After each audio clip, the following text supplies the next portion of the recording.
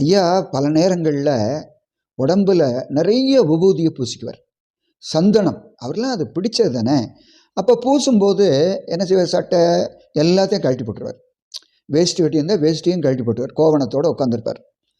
அப்போ பக்கத்தில் இருக்கிறவங்கெல்லாம் கேட்டாங்க, அடியவர்கள் எப்போ ஒரு 10 பேர் சுற்றி இருப்பாங்கள்ல, சாமி இப்போ சட்டை போட்டுக்கலாங்களா அப்படின்னு கேட்டால், அட பேசாமல் இருப்பா, ஒரு மாரியம்மா வரப்போகிறா, அவளை பார்த்துட்டு சட்டையை போட்டுக்கலாம் அப்படின்னா, கொஞ்ச நேரம் கழித்து ஒரு அம்மாவும் பிள்ளையும் வர்றாங்க.